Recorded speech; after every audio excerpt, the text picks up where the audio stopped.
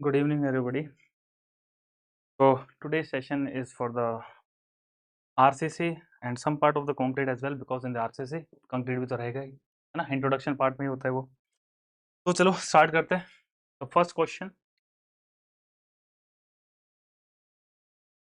Okay. Match the list with the list 2 and select the correct answer using the code given below. IS 875, 1343, 1893 and 3370. इसमें से more frequently हमने many times use किया है, that is IS 875 for the loads, है ना, and IS 83 for earthquake, right? Now 3370 is used for concrete structure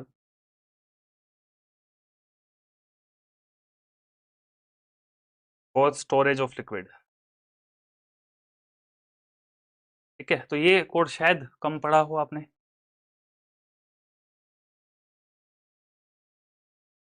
right. Audio और video clear है ना? एक बार प्लीज ये क्लियर कर दीजिए. ऑडियो एंड वीडियो में कोई प्रॉब्लम तो नहीं है? Then will continue this session. And what left? IS 1343. so this 1343 is for prestressing. इस बार ऐड भी हुआ है आपके सिलेबस में प्री स्ट्रेस कंक्रीट के लिए. Now you have to match. 875 load के लिए है ना, तो ए का तो हो जाएगा 2. तो option A and D already eliminated. A और डी तो एलिमिनेट हो गए. Okay. And then what about 2 and 3? Sorry, what I have done. IS 875 loads, this is A and C has eliminated. ठीक है. Next is for 1343. तो B के लिए हो जाएगा 4. तो बी के लिए 4 कहाँ पर है? यहाँ पर तो 1 दिया हुआ है, तो 4 यहाँ पे करेक्ट है. Option D is right. ठीक है. तो एलिमिनेशन से भी निकाल सकते हैं आप. साथ में आपको ये भी याद रखना है कि IS 875 है ना, लोड्स के लिए है. और लोड्स में कुछ इसके पार्ट से भी पूछ लेगा कभी कभी, लाइक पार्ट 1, 2, 3 एंड 4. तो IS 875 का पार्ट 1 होता है डेड लोड के लिए. इसको सीक्वेंस में याद रख सकते हैं, जैसे dead load, live load, then wind load and snow load. तो सीक्वेंस में ही है. ये डेड लोड के लिए, ये लाइव लोड के लिए. IS 875 part 3 it's for wind load and part 4 for snow load. Earthquake के लिए हो गया 1893. ठीक है. Additional details you have to remember. ठीक है. Next. Which one of the following aggregates gives maximum strength in concrete? Rounded, elongated, flaky और cubical. तो सबसे पहले तो ये समझ लीजिए कि फ्लैकी का मतलब क्या है. फ्लैकी का मतलब क्या है और इलोंगेटेड का मतलब क्या है. फ्लैकी मीन जिसकी थिकनेस कम रहे, less thickness as compare to other dimensions. और इलोंगेटेड मतलब थोड़े लेंथी है, यानी कि लेंथ ज़्यादा है. तो दोनों ही टाइप के एग्रीगेट ठीक नहीं है ना. तो अगर हम इनके वॉइड रेशियो के टर्म्स में बात करें तो राउंडेड के केस में, यहाँ पर राउंडेड के केस में वॉइड रेशियो है 0.32 to 0.37. ठीक है. इतना वॉइड रेशियो रहता है. उससे भी ज़्यादा वॉइड रेशियो मिलेगा आपको इलोंगेटेड एग्रीगेट्स या फ्लैकी एग्रीगेट्स में, है ना. और सबसे बेटर क्वालिटी होती है क्यूबिकल एग्रीगेट की. ठीक है. Strength, they will provide the more strength as compare to the flaky one, right. Now in the case of rounded aggregate void ratio उनका भी कम है, लेकिन बिकॉज ऑफ पुअर इंटरलॉकिंग, है ना, पुअर इंटरलॉकिंग की वजह से स्ट्रेंथ बढ़ जाती है. ठीक है. इलोंगेटेड और फ्लेकी में इंटरलॉकिंग तो ठीक है, interlocking is more comparatively but less strength, and hence they are not suitable simply, right? So correct answer would be cubical aggregate.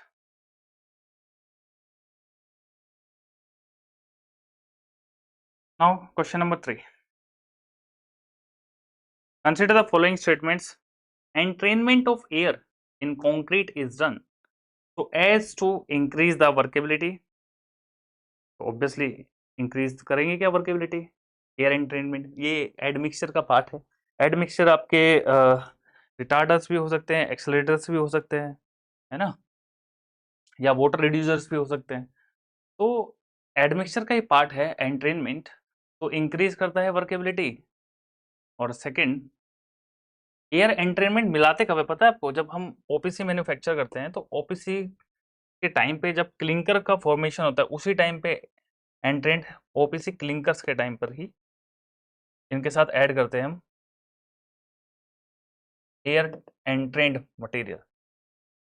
तो एयर एंट्रेंड मटेरियल को ऐड करने से फायदा क्या है कि millions of ball bearings type का फिनोमेना ये जनरेट करते हैं, जिसकी वजह से मूवेबिलिटी ज्यादा हो जाती है एग्रीगेट्स की corresponding to one another, right. Will they increase in strength, strength increase कर सकते हैं कि because they are entrainment agents, they will actually 10 to 15% reduction लेके आएंगे, 10 to 15% ऑफ स्ट्रेंथ रिडक्शन। तो फिर ऐड क्यों करते हैं? ऐड इसलिए करते हैं क्योंकि हमें एडमिक्सचर के ऐड करने की जरूरत कब पड़ती है, जब हमें कंक्रीट की प्रॉपर्टीज को चेंज करना पड़े। और change with respect to what, तो बेसिकली यहाँ पे अगर आपको वर्केबिलिटी इंक्रीज करनी है तो आप एडमिक्सचर ऐड करेंगे, ठीक है, विदाउट इन्फ्लुएंसिंग मोर स्ट्रेंथ, ठीक है। तो अगर मुझे स्ट्रेंथ को चेंज नहीं करना है तो मैं एडमिक्सचर यूज करूंगा, लेकिन एडमिक्सचर में कितने टाइप के एडमिक्सचर है आपको पता होना चाहिए। 4 टाइप्स के बेसिकली मेन कैटेगराइजेशन है, और उसमें से जो फोर्थ कैटेगरी का है वो है एयर एंट्रेंट एजेंट्स। जैसे कि एग्जाम्पल के लिए आप ले सकते हैं एल्काइल, एराइल, सल्फोनेट, ये एक होता है ठीक है। इसके बाद लिग्नोसल्फेट्स वगैरह भी है, बट जो मेन प्रॉपर्टी है एंट्रेनमेंट की, to increase the workability, and because millions of the bubbles are formed here, है ना, they will also increase the resistance against the freezing and thawing action। तो फ्रीजिंग एंड थॉइंग एक्शन का मतलब क्या है कि जब टेम्परेचर आपका रिड्यूस हो जाता है, 0 डिग्री से नीचे चला जाता है, फ्रीज हो जाते हैं ना, तो उस टाइम पर आपके जो वॉइड्स हैं और वॉइड्स के अंदर जो एंट्रैप्ड वाटर है वो क्या करेगा, वो आइस क्रिस्टल में कन्वर्ट होगा, और जब टेम्परेचर राइज होगा तो वो फिर मेल्ट होगा। इस रिपीटिव प्रोसेस को ही बोलते हैं फ्रीजिंग एंड थॉइंग। तो फ्रीजिंग एंड थॉइंग एक्शन तभी पॉसिबल है जब आपकी हाई पोरोसिटी हो, ठीक है, हाई पोरोसिटी हो। तो यहाँ ओ डिक्रीज नहीं, यहाँ पे इंक्रीज लिखा हुआ है, तो इंक्रीज नहीं करेगा, ये उल्टा डिक्रीज करेगा, सॉरी इंक्रीज द रेजिस्टेंस है ना, रेजिस्टेंस को बढ़ाएगा नहीं है, क्योंकि ये तो और पोरस बनाएगा ना, तो पोरस बनाने से only option 1 will be second 1, हाँ रेजिस्टेंस बढ़ाएगा, तो ऑप्शन 3 विल बी राइट, ठीक है। एयर एंट्रेनमेंट एजेंट्स के अलावा जो अदर एडमिक्सचर्स हैं, जैसे कि वाटर रिड्यूसर्स है, या फिर आपके रिटार्डर्स हैं, ठीक है, एक्सेलरेटर्स हैं, एक्सेलरेटर्स में आपके जैसे क्लोरीन्स हैं, क्लोराइड्स हैं, है ना, या फिर रिटार्डर्स में जैसे आपका सेल्यूलोज है, शुगर है, ये सारे एग्जांपल्स आपको याद रखने चाहिए, ठीक है। सिर्फ ये नहीं कि ऑप्शन 1 और 2, इसके साथ में जो रिलेटेड चीज़ें हैं वो सब भी पढ़ना है, कि जैसे मैंने बताया 10 to 15% उल्टा कंप्रेसिव स्ट्रेंथ को ये रिड्यूस कर देगा। रिड्यूस क्यों करता है? क्योंकि यहाँ पर ये वोइड्स ज़्यादा क्रिएट करता है। Now the question you may think कि sir, we know freezing and thawing action will be there if the porosity is increases, and you are inducing millions and millions of air entering balls है ना, एक छोटे छोटे bubbles आप add कर रहे हो, तो बबल्स ऐड करने से तो पोरस बनेगा, बात सही है, बबल ऐड करने से पोरस बनेगा। लेकिन एक्चुअली जब परमेबिलिटी आपकी रिड्यूस होगी, तो मेन कंसेप्ट क्या है, आपको इसमें फर्क समझना पड़ेगा कि entrapped air, entrapped air and एंट्रेन्ड air, यहाँ पर इसमें फर्क समझना पड़ेगा आपको। तो ये तो मुझे नहीं चाहिए। Entrapped air, entrapped air porous बनाती है and it is when the porosity is increasing, और यहाँ पर जो पोर्स होंगे, जो वॉइड्स होंगे, they are interconnected entrapped air के केस में। इसलिए हम कॉम्पैक्शन के थ्रू एंट्रैप्ड एयर को रिमूव करना चाहते हैं, बिकॉज यहाँ पर अनवांटेड वॉइड्स हैं एयर के। लेकिन मैं अब जानबूझ के एयर वॉइड्स ऐड करना चाहता हूँ। क्यों ऐड करना चाहता हूँ? क्योंकि दो तीन रीजन होते हैं एडमिक्सचर को ऐड करने के लिए। एक तो जैसे कि वर्केबिलिटी को इंक्रीज करना, दूसरा है आपका इनिशियल सेटिंग टाइम को बढ़ा देना, आपको टाइम ज़्यादा चाहिए, आपको ट्रांसपोर्ट करना है कंक्रीट को, है ना, तो आपको डिले कराना चाहते हैं सेटिंग को। इसके अलावा लाइट वेट बनाने के लिए, अगर आप लाइट वेट कंक्रीट बनाना चाहते हैं, वहाँ पर भी air and trend admixture use करते हैं। तो डिफरेंट रीजन्स हैं। अब स्ट्रेंथ तो कम करते हैं, तो यूज़ क्यों करते हो? तो यूज़ इसलिए करते हैं कि कोई चीज़ आपको अगर बेनिफिट दे रही है तो नुकसान भी देगी, है ना? तो ये डिपेंड करता है कि आप किस पर्पस के लिए यूज़ कर रहे हो। तो ऐसे तो आप मत यूज़ करो, ओपीसी नॉर्मल यूज़ करो। सीमेंट के भी तो कितने सारे टाइप है ना। Anyway, too much discussion is there. Entrapped air हम रिमूव करते हैं कॉम्पैक्शन से, और एंट्रेन्ड एयर को हम ऐड करते हैं। लेकिन इससे पोरोसिटी तो बढ़ती है, लेकिन ध्यान रहे, note, interconnected interconnected air voids are not present in entrained air. ठीक है, और यही रीजन है कि जिसकी वजह से मेरा ऑप्शन थर्ड भी करेक्ट हुआ है।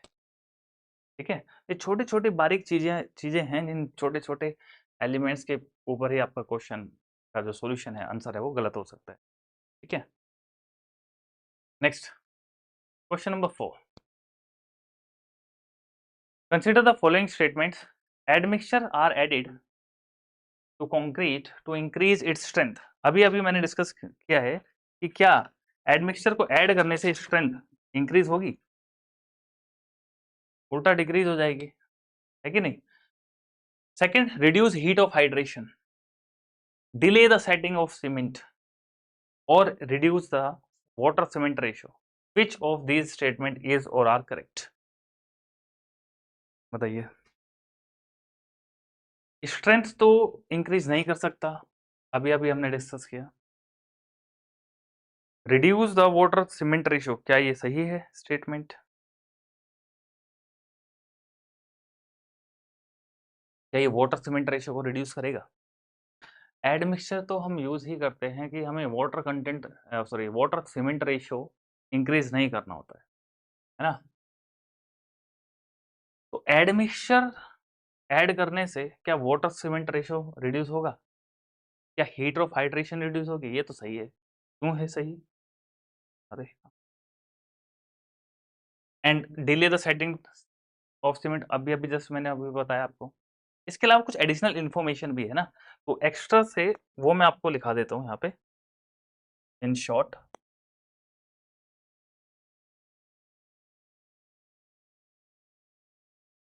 एडमिक्सचर्स आर एडिड, ये कुछ छोटे छोटे पॉइंट है, तो आपको बहुत ज़्यादा रिवाइज नहीं करना पड़ेगा सब्जेक्ट जाके ना। मैं कोशिश यही करता हूँ कि आपको कंटेंट उतना मिल जाए कि लगभग लगभग आपका मैटर क्लियर ही हो जाए। तो admixtures are added in concrete to modify the setting time of concrete.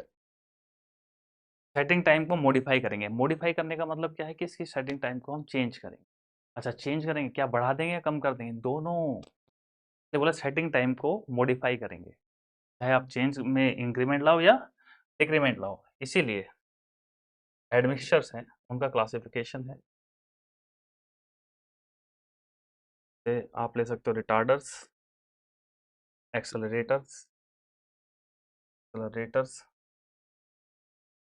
We have super plasticizers, जिसको हम वाटर रिड्यूसर भी बोलते हैं,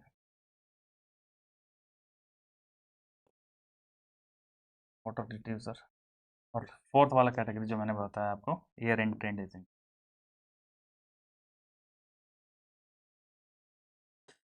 एंड ट्रेंड एजेंट्स, ये 4 एडमिक्सचर्स की कैटेगरी है, ठीक है।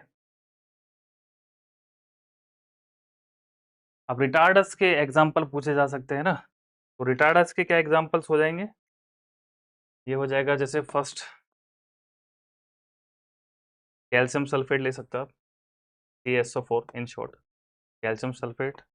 सेकंड स्टार्च ले सकते हो। थर्ड शुगर ले सकते हो, या सेल्यूलोज ले सकते हो, है ना। एक्सेलरेटर में एग्जांपल अगर हम ले तो CaCl2 कैल्शियम क्लोराइड है, और कैल्शियम नाइट्राइड भी था, कैल्शियम नाइट्राइड, है ना। ये एग्जांपल्स हैं। इसके अलावा सुपर प्लास्टिसाइजर में we may have sulphonate, melamine, formaldehyde, और we can use modified lignosulphate, ठीक है। एयर एंट्रेनिंग एजेंट में हम ले सकते हैं एल्यूमिनियम पाउडर,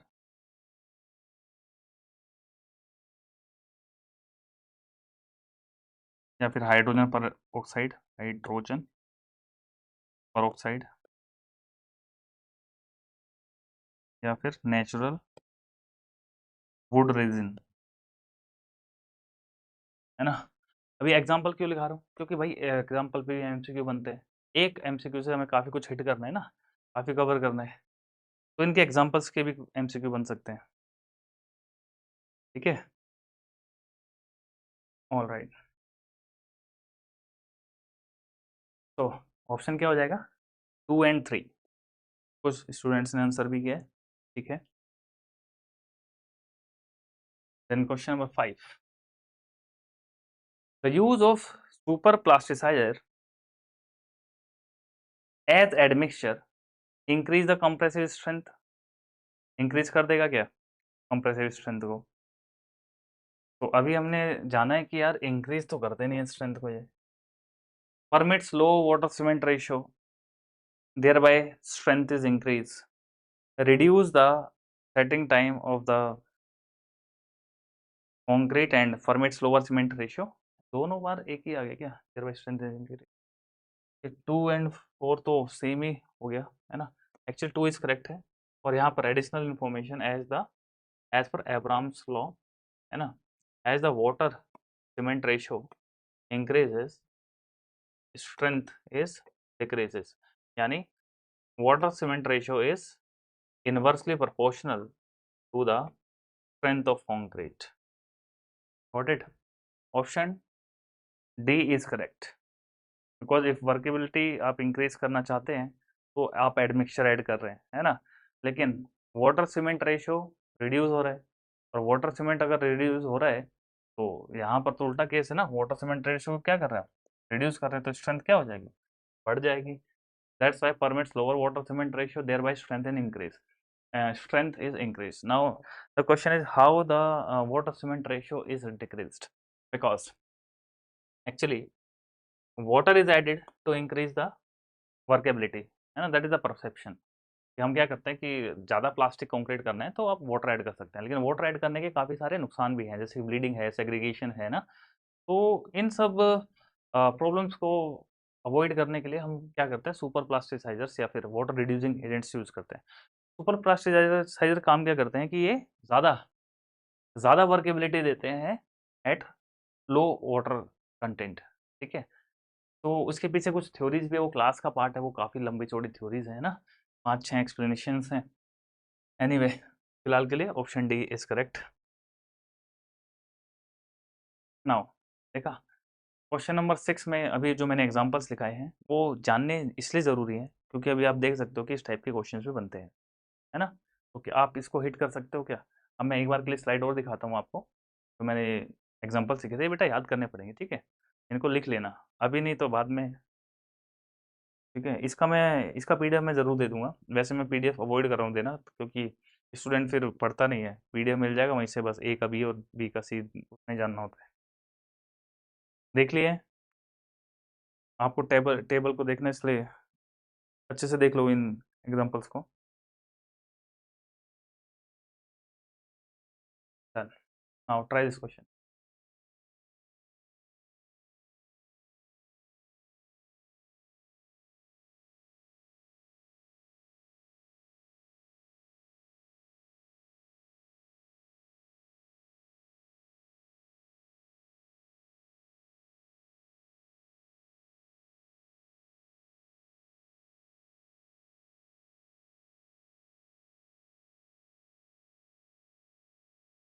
आप आ रहा है आंसर?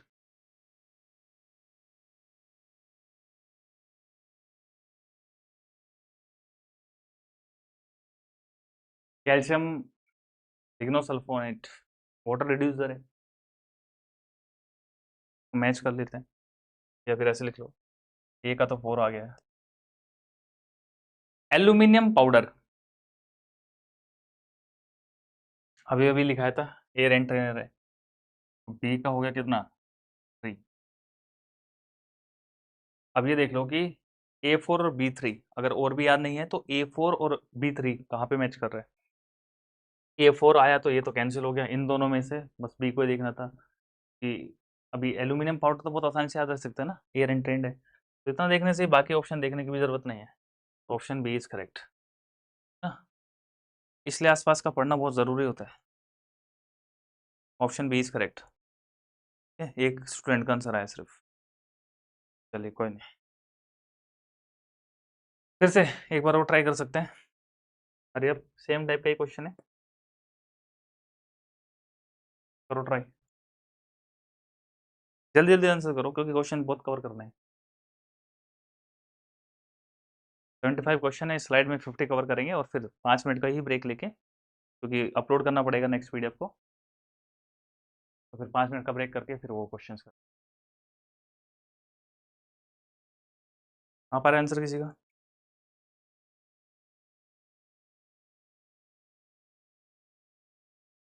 वाटर रिड्यूसिंग एडमिक्सचर कौन है?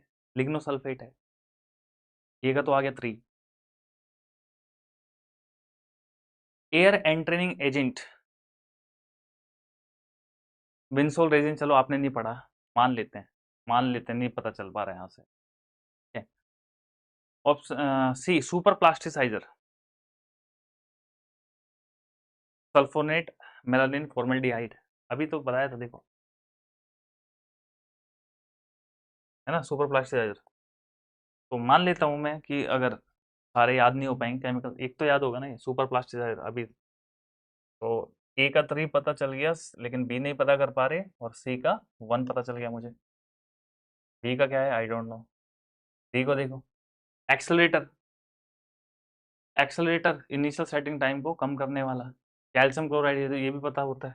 डी का 2, तो अभी देखो कि डी का 2 कहाँ है, D accelerator calcium chloride, D का 2, तो ऑप्शन ए गलत हो गया और डी भी गलत हो गया। बी और सी में से अब ढूंढना पड़ेगा आपको, तो अगर बी और सी में से कोई एक है तो ये 3 ऑप्शंस में से कोई तो टिक कर पाओगे ना, कोई तो आपको केमिकल पता होगा। ठीक है, तो ए थ्री कहाँ है, इन दोनों में से ये है सी वाला, तो बी भी गलत हो गया, and hence C is correct. ठीक है, तो एलिमिनेशन रूल भी लगाना आना चाहिए आपको एग्जाम में। ठीक है, ओके, नेक्स्ट क्वेश्चन।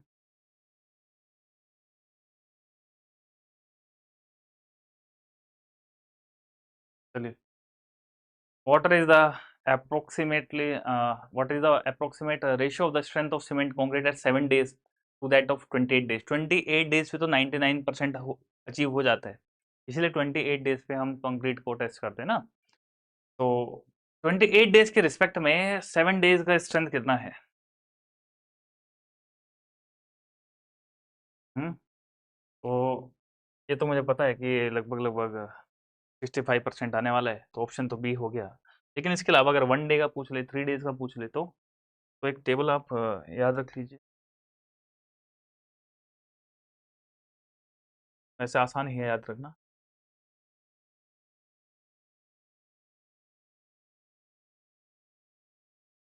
डेज और उसकी स्ट्रेंथ। ऑब्वियसली एफसीके की बात करें कितना परसेंट अचीव होगा, तो टेस्टिंग एक दिन के लिए पूछ सकता है, जनरली 3 डेज पे या फिर 7 डेज पे या फिर 14 डेज पे या फिर 28 डेज पे। 28 डेज पे तो 99% के आसपास आई जाएगी, 100% मान सकते हो। मानते हैं 100% आती नहीं है, 99 पॉइंट समथिंग आती है। और फर्स्ट डे की जो स्ट्रेंथ है वो सिर्फ 16 है, थर्ड की है 40, इसकी है 65%, और ये है आपकी अराउंड 90%। ठीक है, तो 7 डेज का तो 65 हो गया, थर्ड डे पे भी टेस्टिंग करते हैं तो 40% के आसपास की स्ट्रेंथ में अचीव हो पाती है। ठीक है, नेक्स्ट चलिए, at what stage does the first flexural crack appear in RCC? Flexural crack, तो इसकी फ्लेक्सुरल स्ट्रेंथ कितनी हो जाएगी? F C R formula direct है, 0.7 root F C K, order provision 25, 0.7 into 5 is equal to 3.5 mega pascal. Mega pascal है ना, तो 3.5 Newton पर एम स्क्वायर लिखो या फिर मेगा पास्कल लिखो, एक ही बात है। ऑप्शन बी है ना, रिपीटेड क्वेश्चन हैं ये।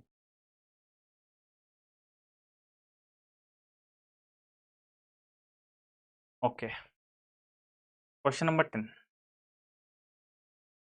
अरे क्या, सेम ही क्वेश्चन रिपीट हो गया? तो सेम ही है भाई। एफ सी आर पूछ रहा है फिर से, flexible strength of concrete M25 के लिए सेम 3.5 है ना, रिपीट हो गया क्वेश्चन, छोड़ दो।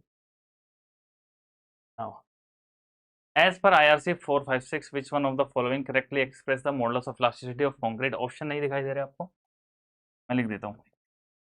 0.7 रूट एफ सी के, या फिर EC equal to 500 root F C K, या फिर EC equal to 5000 under root F C K, या फिर 5700 under root F C K. Which option is correct? Quick,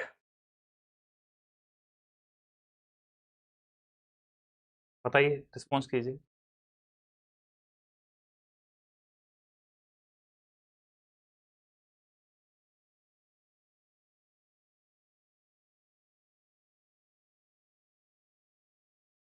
जो पहले जो कोड यूज करते थे हम, IS 456 2000 से पहले वाला, वहां पर modulus of elasticity of concrete 5700 root F C के लिए आता था। तो अगर कोड पे ध्यान भी देना, अगर वहाँ पे 1978 हो तो आंसर डी हो जाएगा, लेकिन ये 2000 के लिए है तो it's C, 5000 root F C के।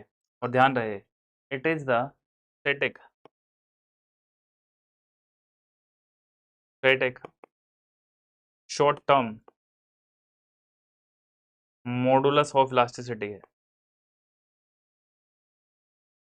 Short term modulus of elasticity, इसका मतलब क्या है? यहाँ पे क्रीप इफेक्ट्स को कंसिडर नहीं किया गया है। Creep effect does not consider, did not consider, did not consider.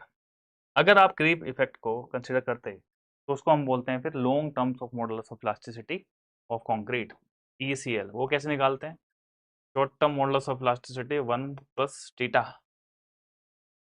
ठीक है, फिर थीटा कहाँ से आए? एक्सप्रेशन सब क्लास में कराए गए हैं डिटेल से। थीटा की वैल्यू कितनी होती है ये सब पता होना चाहिए आपको। कोई मुझे बता सकता है कि what is theta and what are the values of theta?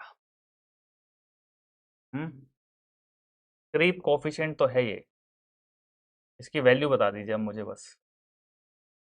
7 days पे, 28 डेज पे, और एक साल में। क्विक,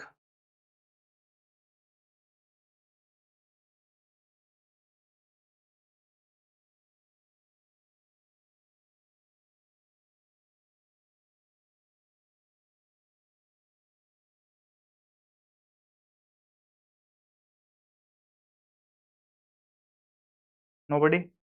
45 डिग्री आंसर आ रहा है, एंगल थोड़ा ही है यार ये, क्रीप कोफिशिएंट है।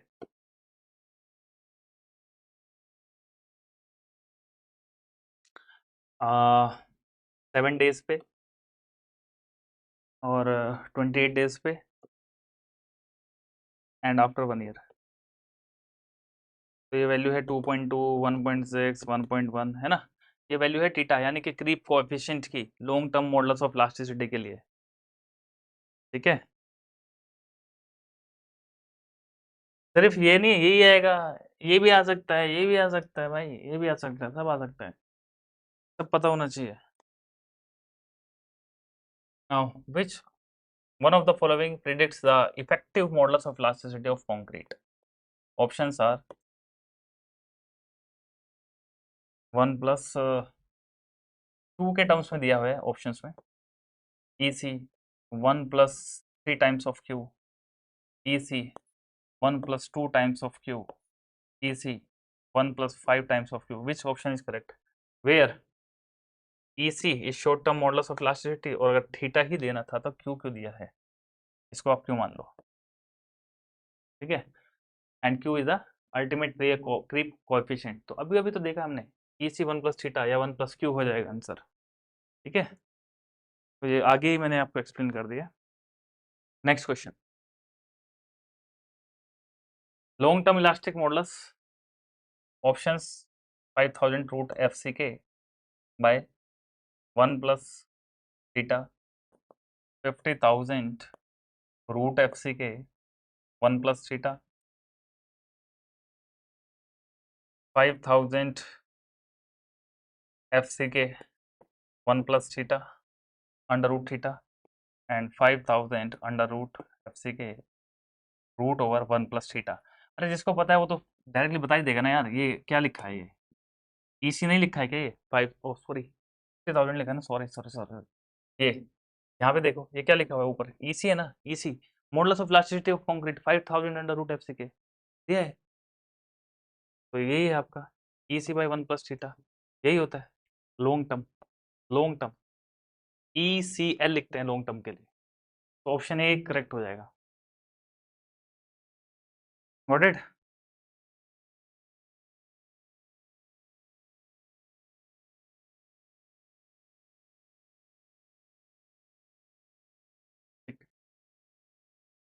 Now question number 14, the workability of concrete can be increased by which of the following? Workability कैसे बढ़ा सकते हैं हम? Increasing the quantity of coarse aggregate without altering the total aggregate quantity, या फिर decreasing the quantity of coarse aggregate and at the same time correspondingly increase the quantity of fine aggregate, या फिर using round aggregate. बोलिए, round aggregate लेंगे तो workability तो definitely, क्योंकि less interlocking, तो ये तो श्योर है कि वर्केबिलिटी बढ़ेगी यहाँ से। ऑप्शन 3 तो ठीक है, लेकिन 3 1 ए, ऑप्शन ए सी और डी तीनों में ही है, ये दोनों डिसाइडिंग फैक्टर है। Increase the quantity of coarse aggregate without altering the total aggregate quantity. अगर आप टोटल एग्रीगेट में से, देखिए टोटल क्वांटिटी कितनी है, टोटल क्या है, कोर्स प्लस फाइन एग्रीगेट। अब आप कोर्स को बढ़ा रहे हो, इसका मतलब क्या है, फाइन को रिड्यूस कर रहे हो, क्योंकि टोटल क्वांटिटी को तो चेंज नहीं करना है ना। तो अगर इंक्रीज करते हैं हम कोर्स एग्रीगेट की क्वांटिटी को without altering the total aggregate, तो टोटल को नहीं छेड़ रहे हैं, तो कॉन्क्रीट मान लो कि यहाँ पे 50-50% था पहले, अब हमने बढ़ा दिया, कितना कर दिया जी, 70% कोर्स ले लिया और फाइन को 30% ले लिया, टोटल कितना 100%। लेकिन कोर्स को मैंने क्या किया है, इंक्रीज कर दिया है। कोर्स एग्रीगेट को इंक्रीज क्यों कर रहे हैं, क्योंकि कोर्स एग्रीगेट को अगर ज्यादा है, इसका मतलब सरफेस एरिया क्या हो गया, लो हो गया, सरफेस एरिया लो हो गया, और लो सरफेस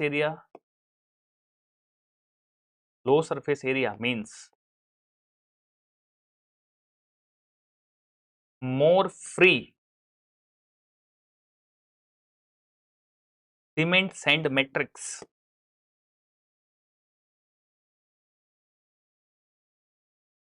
तो अगर ये ज्यादा फ्री है, ये मैट्रिक्स ज्यादा सीमेंट पेस्ट, आप शॉर्ट में लिख सकते हो उसको सीमेंट पेस्ट। अब सीमेंट अकेला थोड़े, सैंड भी रहेगा साथ में, सीमेंट पेस्ट, ये आपका जो सीमेंट पेस्ट है यही तो वर्केबिलिटी को इंक्रीज करता है। अगर cement sand matrix cement paste आपका ज्यादा फ्री है तो ज्यादा फ्री होने से it is responsible for high workability. High workability के लिए फ्री सीमेंट पेस्ट चाहिए मुझे। लेकिन अगर मैं फाइन एग्रीगेट्स यूज करूंगा तो फाइन एग्रीगेट का सरफेस एरिया ज्यादा होगा as compare to the coarse aggregate. तो कोर्स एग्रीगेट में क्योंकि सरफेस एरिया कम है तो पॉलिशिंग करने के लिए सरफेस पे जो वेट सरफेस है उसको कवर करने के लिए सीमेंट पेस्ट की रिक्वायरमेंट रिलेटिवली कम हो जाएगी। तो मेरा फ्री सीमेंट पेस्ट ज़्यादा होगा और सीमेंट पेस्ट जितना आपका फ्रीली अवेलेबल होगा उतनी ही इजी मूवेबिलिटी होगी एग्रीगेट्स की और आपका कंक्रीट इजीली फ्लो कर पाएगा। तो वर्केबिलिटी का मतलब ही यही है। वर्केबिलिटी का मतलब बिल्कुल ये नहीं होता कि आप उसमें पानी ऐड कर दो। पानी ऐड करने से वर्केबिलिटी नहीं बढ़ती है। इट इज समथिंग कि आप एक आई मीन थोड़ा सा कंक्रीट के ऊपर एक बाल्टी पानी डाल दो तो पूरा का पूरा जो एग्रीगेट है उसके ऊपर से सीमेंट वेस्ट पूरा धुल जाएगा। वर्केबिलिटी थोड़ा आपका स्ट्रेंथ वगैरह सब डिटोरेट हो जाएगा, है ना। तो बेसिकली अगर कभी कंक्रीट सूख भी जाते हैं ना तो पानी ऐड नहीं किया जाता, सीमेंट स्लरी ऐड करते हैं क्योंकि मुझे सीमेंट पेस्ट चाहिए वर्केबिलिटी इंप्रूव करने के लिए, पानी सिर्फ नहीं चाहिए। ठीक है, ऑप्शन क्या था फिर इसका? ऑप्शन हो जाएगा क्या? ऑप्शन ए करेक्ट है, फर्स्ट भी ठीक है, थर्ड भी ठीक है, तो 1 and 3 हो गया। Option A is correct. ठीक है, now question number 15. On the basis of this discussion, answer the question number 15.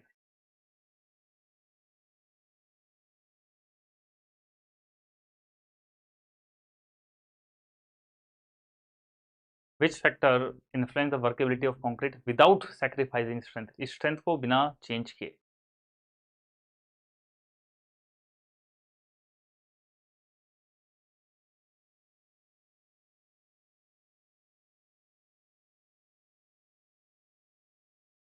तो मैक्सिमम साइज ऑफ एग्रीगेट क्यों? अगर मैक्सिमम साइज ऑफ एग्रीगेट बढ़ा तो कोर्सनेस बढ़ेगी, कोर्स हो गया तो less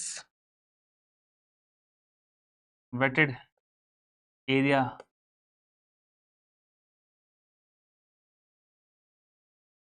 for which cement paste is required,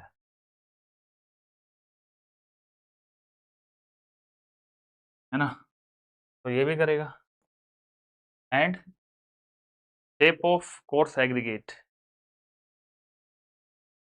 right, why shape, shape of coarse aggregate अगर हम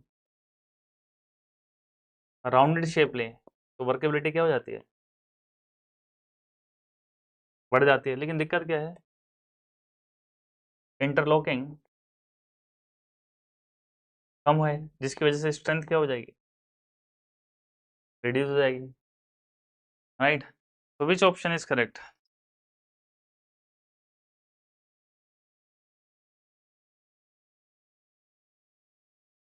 क्या वर्केबिलिटी को इन्फ्लुएंस करते हैं शेप ऑफ कोर्स एग्रीगेट?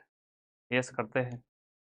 लेकिन कोर्स एग्रीगेट में अगर फ्लेकी है, इलोंगेटेड है, राउंडेड है, सब राउंडेड है या फिर आपके क्यूबिकल है तो क्या स्ट्रेंथ को इन्फ्लुएंस नहीं करते? करते हैं, सेक्रीफाइस करते हैं स्ट्रेंथ को। ठीक है, तो ऑप्शन कौन सा हो जाएगा? D is right. And fine aggregate, अगर फाइन एग्रीगेट को आप इन्फ्लुएंस करो, उनकी वैल्यूज को चेंज करो तो फाइन एग्रीगेट अगर बढ़े तो बढ़ने से वॉइड रेशियो बढ़ेगा, वॉइड रेशियो बढ़ेगा तो जेल स्पेस या सीमेंट पेस्ट आपको ज़्यादा रिक्वायर्ड होगा फाइन एग्रीगेट में क्योंकि सरफेस एरिया भी बढ़ जाएगा कवर करने के लिए। ठीक है, quantity of mixing of water, अगर आप क्वांटिटी ऑफ वाटर को ऐड करते हैं, ज़्यादा ऐड वाटर करेंगे तो वाटर सीमेंट रेशियो क्या होगा? बढ़ जाएगा, स्ट्रेंथ कम हो जाएगा। Now 3 is correct. Now for the 4, option में क्या है? 3 है, 4 भी है, तो शेप ऑफ कोर्स एग्रीगेट। तो shape of coarse aggregate we know if rounded are there, workability definitely gonna increase, and because of interlocking strength is decrease, but as compared to the other parameters relative strength is decreases, but not in that much high amount. So that factor can be ignorable in terms of the other factors, right?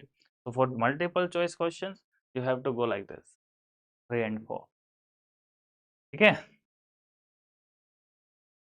Next question.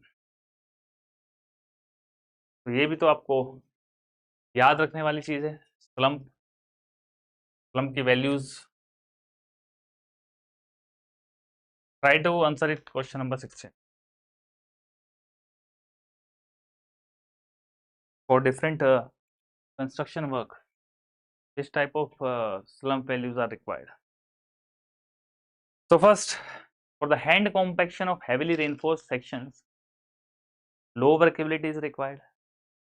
Concrete of shallow section with vibration, high workability is required.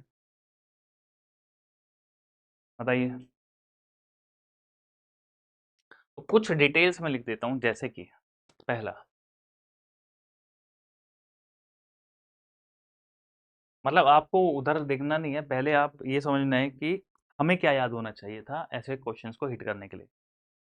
तो for normal RCC work, अब normal बोल ले या ordinary बोल दे, कहीं पे एक ही बात है, ordinary and normal. For normal RCC work the value of slump is 50 to 100। अब कभी कभी क्या होगा, 55 to 90 दे देगा, तो एक्सेप्टेबल है वो रेंज भी, ठीक है। सेकंड, कंक्रीट रोड्स के लिए it's 20 to 30, that is the slump value. Third, सबसे ज़्यादा आता है मास कंक्रीट के लिए, इसमें भी पक्का होगा। For mass concreting 20 to 50, 20 to 50, और समटाइम्स लिखा होगा 25 to 75, इसके आसपास की वैल्यूज होंगी। कॉलम एंड स्लैब के लिए, column and slab 40 to 50 mm, and fifth, retaining wall वगैरह में इट इज 75 to 150। नाउ ये डेटा अगर आपको याद रहेगा, इजीली आप लगा सकते हैं, ठीक है। चेक करो, hand compaction of heavily reinforce sections, workability 0 to 25। Shallow में तो वर्केबिलिटी इतनी कम चाहिए है क्या, 0 से 25। हाँ, ऑप्शन ये तो गलत हो गया। Concreting of shallow section with vibrations, vibrations के केस में 125 to 150, तो ये तो राइट है। Concrete of lightly reinforce section, जैसे पेवमेंट वगैरह है, यहाँ पर ऑब्वियसली पेमेंट वगैरह में रोड में कितना है, बहुत कम चाहिए होता है, 20 से 30, तो 5 से 50, तो एग्जैक्टली वही रेंज नहीं मिलेगी आपको। आपको देखना है कि बहुत ज़्यादा हाई वैल्यू है, बहुत ज़्यादा लो वैल्यूज दे के रखा है। ये भी ठीक हो गया। Now concrete of lightly reinforce section by hand और heavily reinforce section with vibration, तो कितना है 25 to 75, नहीं 25 to 75 होता है मास कंक्रीट वर्क के लिए, तो ये गलत हो गया। फोर्थ, तो फोर्थ तो है ही नहीं, वैसे भी ज़्यादा ऑप्शन में है भी नहीं, ये गलत है। उसके बाद 2 and 3 करेक्ट है, मेरा बी ऑप्शन करेक्ट हो गया। अब इतना डेटा कैसे याद रखेंगे सर, वो तो रखना पड़ेगा भाई, ऑप्शन नहीं है, प्रैक्टिस से याद रहेगा तो रहेगा, नहीं तो तुक्के मार के आओगे। नाउ सेम टाइप का क्वेश्चन आ गया, क्वेश्चन नंबर 17। एक सेकंड, एक सी तो था, ये सेकंड भी गलत कर दिया मैंने, एक second, my bad. Concreting for third तो राइट है, concrete reinforce by hand heavily reinforce section with vibrations and concrete of shallow section with vibration high workability, तो ये तो हाई वर्केबिलिटी चाहिए नहीं। शैलो सेक्शंस में आपको याद रखना है, शैलो सेक्शंस यानी कि मुझे बहुत कम कंक्रीटिंग करनी है, और बहुत कम कंक्रीटिंग के लिए आपको हाई स्लम्प की रिक्वायरमेंट नहीं है। Option 2 is not right, option B भी गलत है, ये भी गलत है, एंड 1 तो पहले ही गलत हो गया है। ऑप्शन सी करेक्ट होगा, माई बेट, हाँ फोर्थ था मेरा, सॉरी। 3 and 4 होना चाहिए यहाँ पे। Now 17, the value of slump commonly adopted for the various concrete mixing. Road के लिए 20 to 28 ठीक है, हमने अभी देखा रोड के लिए कितना ले सकते हैं हम, 20 से कभी कभी ये 15 भी दे अभी लास्ट क्वेश्चन में शायद 5 दे के रखा था क्या रोड के लिए, कहाँ गया, हेवीली रेनफोर्स्ड, नहीं रोड के लिए नहीं देता, रोड के लिए मैंने लिखा था 20 to 30, तो रोड वर्क के लिए अभी 20 to 28 दिया है। अब ऐसा तो नहीं कर सकते ना कि सर हमने 20 to 30 पढ़ा है अभी 28 आ गया, तो ठीक है ये करेक्ट है ना, 1 होगा। ऑर्डनरी के लिए 50 to 100 डायरेक्टली लिखा है। कॉलम रिटेनिंग वॉल में नहीं नहीं ज़्यादा होता है, रिटेनिंग वॉल के लिए कितना था ये 75 to 150 होना चाहिए, तो ये गलत हो गया। और मास कंक्रीटिंग वर्क जो सबसे ज़्यादा पूछा जाता है, मास कंक्रीटिंग में कितना 20 to 50 के आसपास होता है, ये भी बहुत ज़्यादा दे के रखा है। तो स्लम्प, स्लम्प का मतलब समझ रहे हो ना आप, किस टाइप के स्लम्प होते हैं याद है,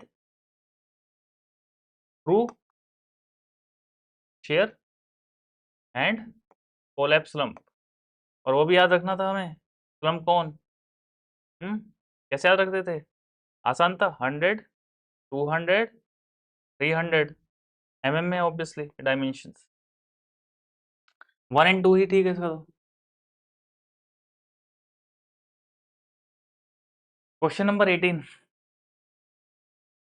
slump and compaction factors, slump and compaction factors are two different measures of workability of concrete. For a slump of 0 to 20 mm, what is the equivalent range of compaction factor? तो इसके लिए फिर एक मैं टेबल बना देता हूँ,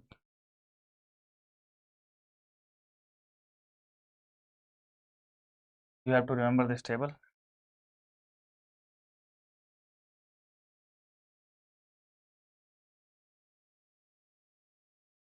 Consistency, slump value and compaction factor value.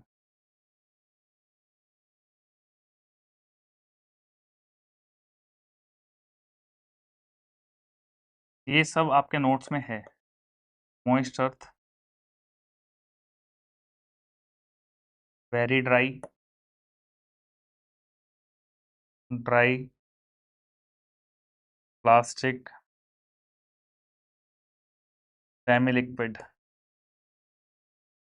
slump 0, 0 से 25, 25 से 50, then 50 to 100, then 100 to 175, and corresponding compaction factor starting from 0.65 to 0.7, 0.7 से 0.8, then 0.8 to 0.85, 0.85 to 0.95 and 0.95 to 1। ये रिलेशन याद रहेगा तो ऐसे वाले क्वेश्चन भी हो जाएंगे, ठीक है। अब अगर ये टेबल याद है, टेबल के फॉर्म से निकाल लो स्लम्प एंड कॉम्पेक्शन फैक्टर के लिए। अभी स्लम्प दिया है मुझे 0 से 20, तो 0.7 से 0.8 आना था, ये डायरेक्ट आ गया ऑप्शन भी, तो डायरेक्ट तभी लगेगा जब डेटा याद होगा, इसमें कोई रॉकेट साइंस नहीं, data you have to remember. Question number 19, consider the following statement, for increasing the workability of concrete it is necessary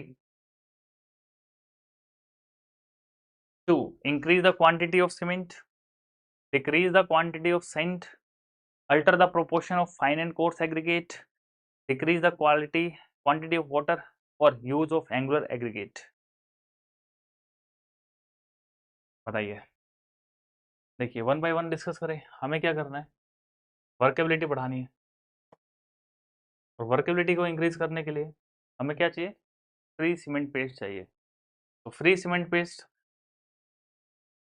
quantity of cement को अगर हम इंक्रीज करते हैं तो रिलेटिवली उतनी वर्केबिलिटी बढ़ती नहीं है, डिक्रीज करेंगे क्वांटिटी ऑफ सैंड को, फाइन एग्रीगेट को रिड्यूस करेंगे, तो आपको अवेलेबल फ्री सीमेंट पेस्ट ज़्यादा मिलेगा। तो हाँ, इसको डिक्रीज करने से मेरी वर्केबिलिटी बढ़ती है। Alter the proportion of fine and coarse aggregate, coarse aggregate को बढ़ा दो, फाइन एग्रीगेट को कम कर दो। हाँ, इनको अल्टर करने से भी वर्केबिलिटी चेंज होती है।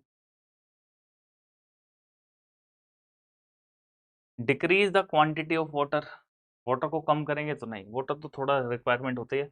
एंगुलर एग्रीगेट नहीं, तो एंगुलर एग्रीगेट को अगर हम यूज करेंगे तो इंटरलॉकिंग बढ़ेगी, और अगर इंटरलॉकिंग बढ़ेगी तो वर्केबिलिटी डिक्रीज हो जाएगी, है ना। ये तो option 2 3, option C, option C is correct. ठीक है, नाउ क्वेश्चन नंबर 20।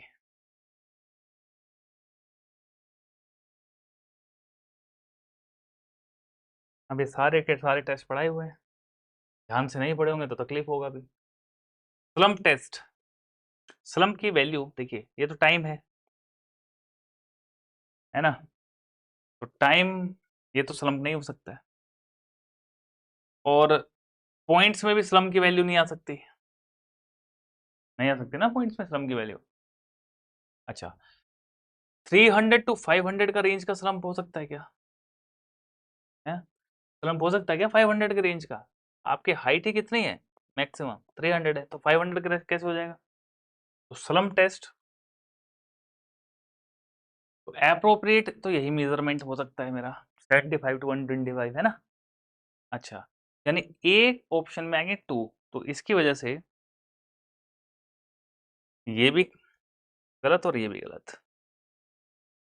ठीक है, अब compaction factor test, compaction factor test हमने अभी देखा था, ये डेसिमल्स में जाएगा, ये आ गया, तो बी का 3 आ गया, बी का 3 तो यही है फिर, ऑप्शन डी। ठीक है, और वीबी टेस्ट के क्या है, वीबी टेस्ट टाइम बताता है कितने टाइम में आपका कॉनिकल, कॉनिकल मोल्ड का जो शेप है कंक्रीट का, आप उसको शेकिंग करेंगे तो कितने टाइम में वो एक सिलेंडर का शेप ले लेगा, वो करते थे वीबी टेस्ट में, है ना। और फ्लोट टेस्ट में ना, जोल्टिंग करके रखते थे टेबल के ऊपर, याद है, जोल्टिंग, और फिर यहाँ पे कंक्रीट फैल जाता था ऐसे, तो उसका फिर एवरेज डायमीटर निकालते थे, है ना। तो that is for flow test, D का 4, डी का सॉरी 1, है ना, तो ऑप्शन दीज आर करेक्ट। चारों टेस्ट क्लास में पढ़े हुए हमने, no issue. Now maximum possible value of compaction factor for fresh concrete, green concrete है तो मैक्सिमम कॉम्पैक्शन फैक्टर की वैल्यू क्या हो सकती है? तो कॉम्पैक्शन फैक्टर होता क्या है? कॉम्पैक्शन फैक्टर क्या करते थे हम, होपर से कंक्रीट को गिराते थे, है ना, और नीचे हम एक सिलेंडर में उसको कलेक्ट करते थे, तो 2 होपर से गिराते थे, ऐसे होपर्स बने होते थे, है ना, और नीचे यहाँ से कंक्रीट को थ्रो करेंगे, यहाँ से फिर यहाँ पे एक पेन लगा होगा ना, इसको खींचेंगे, यहाँ से फ्री फॉल कराएंगे, फिर यहाँ पे रुक जाएगा कंक्रीट, फिर यहाँ से फ्री फॉल कराएंगे, तो ये हो जाएगा कॉम्पैक्शन फैक्टर क्या था, it's a ratio of weight of partially compacted concrete to the weight of fully compacted concrete. अब फुल्ली कॉम्पैक्टेड कंक्रीट को ये तो परसेंटेज में नहीं, रेशियो में लेंगे ना, कॉम्पैक्शन फैक्टर रेशियो, तो ये रेशियो कितना हो सकता है?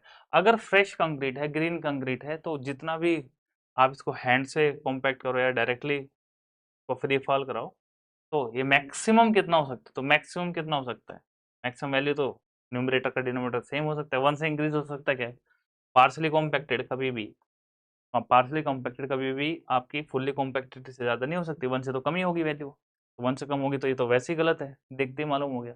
मैक्सिमम कितना जा सकता है, ये 1 जा सकता है। ठीक है, option B is correct. Now which one of the following is correct regarding the most effective requirement of durability in concrete? Concrete की ड्यूरेबिलिटी को एनहेंस करने के लिए, इंप्रूव करने के लिए क्या रिक्वायरमेंट्स हैं? Providing reinforcement near the expose concrete surface, तो नियर ही रखते हैं, 30 mm 40 mm 50 mm 60 mm 70 mm ऐसा कवर दे के रखते हैं। Applying a protective coating to the expose concrete surface, सही है। Restricting the minimum cement content and the maximum water content ratio and the type of cement and compacting the concrete to a greater degree, ये भी सही है, ये भी सही है, ये भी सही है। नहीं, एक सेकेंड, क्या पूछ, oh sorry, what is, which one of the following is correct regarding the most effective, सबसे ज्यादा इफेक्टिव क्या होगा, सबसे ज्यादा इफेक्टिव होगा minimum cement content and restricting the maximum water cement ratio and type of cement. Why? Because if water cement ratio is more porous, so it is susceptible to the weathering actions, so durability is compromised. तो क्या हमें compaction नहीं करना चाहिए, compacting the concrete at a greater degree, ये भी सही होना चाहिए। ये क्वेश्चन को झमेला है, इज नोट आना चाहिए ना, not correct regarding the most effective, यहाँ पे नोट लगाएंगे तो ये क्वेश्चन तब सही बनेगा मेरे हिसाब से। तो reinforcement applying a protective coating, ये भी सही है। Restricting the cement content and maximum water cement compacting, तो डी सही हो जाएगा, बी भी सही है, ए भी सही है, सी गलत हो जाएगा रिलेटिवली इस केस में ना, ये क्वेश्चन में एरर था थोड़ा। Now question number 23, what should be the minimum grade of reinforced concrete in and around sea coast construction? C coast construction में minimum grade of reinforced concrete यानी कि आरसीसी में, आरसीसी किस ग्रेड का लगाना चाहिए कम से कम सी कोस्ट में?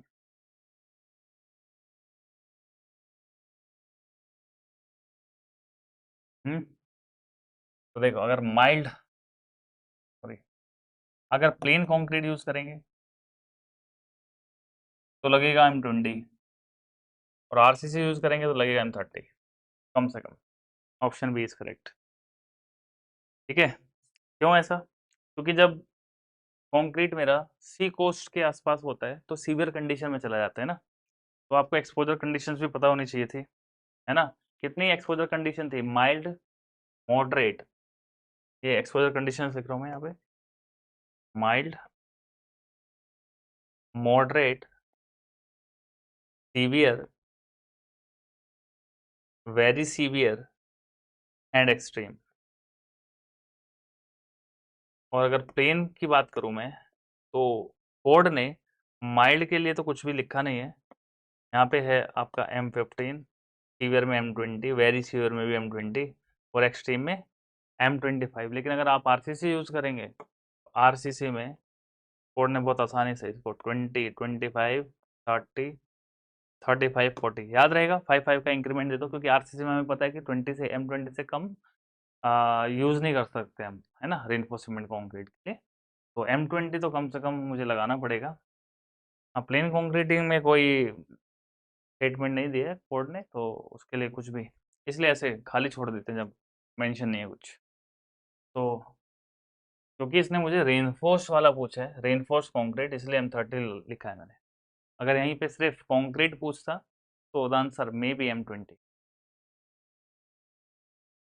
Now question number 24, consider the following statement, curing of concrete is necessary because concrete needs more water for chemical reaction। सही है। It is necessary to protect, it is necessary to protect the water initially mixed in concrete from being lost during evaporation, right? Penetration of surrounding water increases the strength of concrete। Third तो नहीं होना चाहिए, क्यों नहीं होना चाहिए third? अगर concrete को सराउंडिंग वाटर पेनिट्रेट कर पा रहा है, इसका मतलब क्या है? कंक्रीट इज पोरस, और पोरस कंक्रीट है तो susceptible to weathering action and hence इसका ड्यूरेबिलिटी कॉम्प्रोमाइज हो जाएगा। तो ऑप्शन थ्री थ्री थ्री, तो सिर्फ सेकंड ही करेक्ट है यहाँ पे। ठीक है, क्वेश्चन नंबर 25, बहुत आसान सा क्वेश्चन है। करेक्ट सीक्वेंस क्या है? पहले बैचिंग करेंगे फिर मिक्सिंग करेंगे, बैचिंग से कोई शुरू ही नहीं हो रहा है। Option A is correct. Question number 26, what is the minimum value of individual test results? Options are FCK -1, FCK -4, FCK -3, और FCK -5। बताइए, ये भी कोडल रिकमेंडेशन है। आंसर करिए इसको।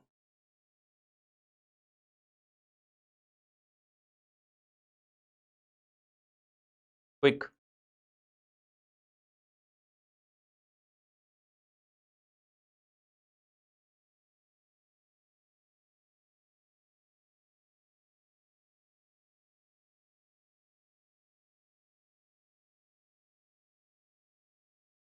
क्या जुमसे ये पढ़ा है तुमने? ओ, जुमसे का तो आंसर ठीक है, बी तो है। ये कौन था ये?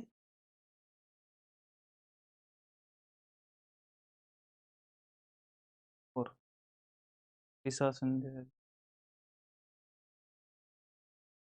Anybody else?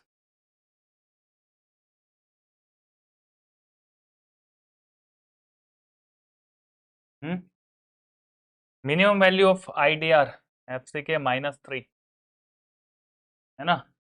और ये क्लास में पढ़ाया था M30 के लिए, 27 से नीचे नहीं जाना चाहिए था कोई। चलिए, in a random sampling procedure of cube strength of concrete, one sample consist of test number of specimen. अरे, वन सैंपल में कितने क्यूब्स होते भाई? 3 क्यूब्स होते। एक्स की वैल्यू तो 3 आ गई। चलिए, तो ऑप्शन ए और सी तो गलत हो गए। ठीक है।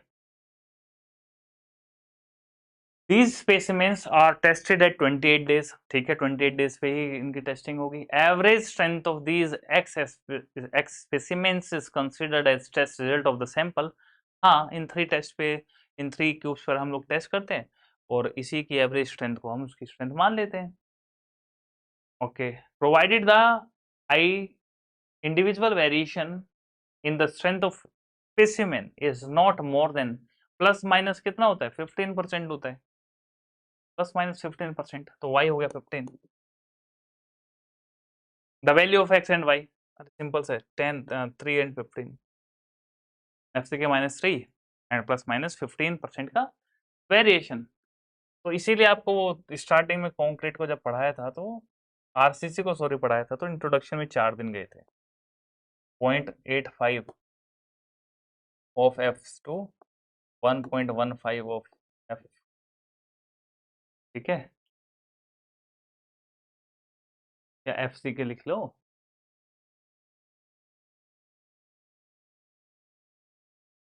ठीक है, चलिए, तो हो गया। Now question number 28। Consider the following statements. Ultrasonic pulse velocity test to measure the strength of concrete. तो एक तो ये कैसा है, नॉन डिस्ट्रक्टिव है। जब हार्ड हो जाता है ना कंक्रीट, तो कंक्रीट की स्ट्रेंथ कितनी है उसको इनडायरेक्टली मेजर करने के लिए हम नॉन डिस्ट्रक्टिव टेस्ट परफॉर्म करते हैं, जैसे रिबाउंड हैमर टेस्ट, है ना। रिबाउंड हैमर टेस्ट और इसके अलावा अल्ट्रासोनिक पल्स वेलोसिटी टेस्ट। तो एक तो ये तोड़ता नहीं है कंक्रीट को, तो नॉन डिस्ट्रक्टिव टेस्ट है। और ऊपर से सेट कंक्रीट यानी हार्डन कंक्रीट के सरफेस पे टेस्ट करेंगे इसको, हार्डेंड कंक्रीट सरफेस। ठीक है, तो सरफेस की हार्डनेस के बेसिस पे रिबाउंड हैमर टेस्ट क्या बताता है, सरफेस की हार्डनेस के बेसिस पे स्ट्रेंथ को मेजर कर लेता है। जबकि अल्ट्रासोनिक पल्स वेलोसिटी टेस्ट क्या मेजर करता है, वो ये मेजर करता है कि कहीं पे आपके क्रैक्स फिसर्स तो नहीं है कंक्रीट के अंदर, कहीं पे अगर क्रैक्स हैं तो आपका अल्ट्रासोनिक पल्स वेलोसिटी का जो रीडिंग है वो चेंज आएगा, है ना। और अगर जितना ही ज़्यादा आपका पोरस हुआ उतना ही ये वेलोसिटी कम होगा, क्योंकि मीडियम जितना डेंसर होगा उतना ही आपका ये wave propagation through that concrete will be more. तो क्वेश्चन में फिलहाल यही पूछ रहा है, ultrasonic pulse velocity test to measure the strength of concrete is used to measure the strength of wet concrete. Wet concrete के लिए यूज करते हैं क्या इसको? वेट कंक्रीट के लिए तो नहीं करते हम, जब ये हार्ड हो जाएगा सरफेस तब करेंगे, है ना। और ये मेरा एक नॉन डिस्ट्रक्टिव टेस्ट भी है। तो use to obtain estimate of concrete strength of finish concrete. Destructive test तो नहीं है, नॉन डिस्ट्रक्टिव है, तो 2 and 4 is correct, option C is correct. ठीक है।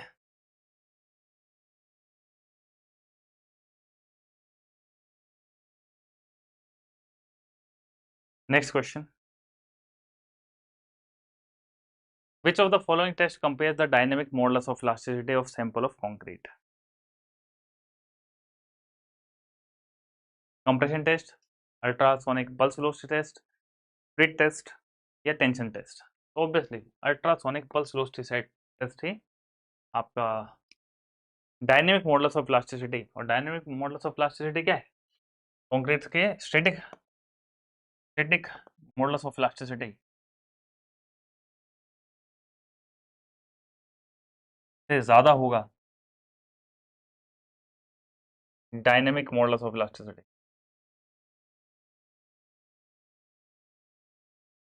है ना? वाई? क्योंकि डायनेमिक में we do not consider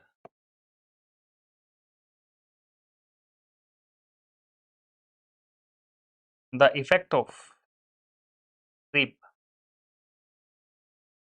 creep का इफेक्ट हम लेते नहीं डायनेमिक में।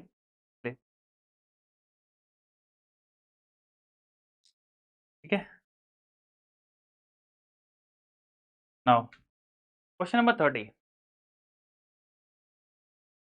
which of the following statement refers to correct purpose as regard testing of concrete by ultrasonic pulse velocity method? क्या हम क्वालिटी चेक करते हैं कंक्रीट की साइट पर? बिल्कुल सही है। To determine the dynamic modulus of elasticity, हाँ इसी से पता चलता है। To locate the presence of cracks, हाँ पता चल जाएगा अगर वेरिएशंस आए आपके पल्स वेलोसिटी में तो वेरिएशन को पता चलेगा। ठीक है, तो जो बताते हैं ना वेलोसिटी मेजर करता है एक्चुअली पल्स का, तो इलेक्ट्रॉनिकली पल्स को जनरेट करते हैं और पल्स वो उन पल्स कंक्रीट के थ्रू पास होती है और डिटेक्टर से उसको हम मेजर करते हैं और यूनिट आएगा आपका इसका mm/आवर या km/आवर, कितना स्पीड से जा रहा है बस वही है। जितना हाई स्पीड से ट्रेवल करेगा उतना ही आपका साउंड कंक्रीट है। तो तीनों ही ठीक हो गए इसमें, तो option B is correct, right. Question number 31, assertion and reasoning. शायद आप लोग बहुत लोग इससे अवेयर ना हो, क्या मतलब है? देखिए असर्शन और रीजनिंग में क्या है कि फर्स्ट स्टेटमेंट है और सेकंड स्टेटमेंट है, दो स्टेटमेंट मिलेंगे आपको। तो क्वेश्चन पूछा जाएगा कि whether first statement is correct and second statement is the correct explanation of first. मतलब पहली स्टेटमेंट तो है वो इंडिविजुअली ठीक है, दूसरी स्टेटमेंट एक और देगा तो दूसरी स्टेटमेंट क्या पहली स्टेटमेंट को मतलब करेक्ट कर रही है, उसको उसका एक्सप्लेनेशन दे रही है कि ऐसा क्यों होता है। ठीक है, तो इनकी आदत डाल दीजिए वो भी ABCD की, है ना? ये जो ऑप्शंस है तो समटाइम्स तो ये ऑप्शन भी नहीं देते क्योंकि ये ऑर्डर ही फिक्स है असर्शन रीजनिंग का। तो फर्स्ट स्टेटमेंट बोल रहा है रिबाउंड हैमर, है ना? Smith's hammer test gives only approximate estimation of strength of concrete specimen. ठीक है, अप्रोक्सीमेट एस्टिमेशन यानी कि स्ट्रेंथ का अप्रोक्सीमेट स्ट्रेंथ तो बताता ही है रिबाउंड हैमर टेस्ट, एग्जैक्ट तो पता नहीं कर पाएंगे ना, ये तो ठीक है। And the test represent the hardness of the surface and provides no idea of the concrete inside, ये भी ठीक है ना? तो बोथ, क्या ये दोनों ही सही हैं? इस हिसाब से तो दोनों सही है, तो both A and R true and R is the correct explanation of A, option A is correct. ठीक है, question number 32, a simply supported reinforce cement, I think इसे पिक्चर क्लियर नहीं होगा तो इसको मैं ड्रॉ कर देता हूँ, एक सेकंड में क्या ड्राइंग है मैं दिखा देता हूँ। ये बीम बना के रखें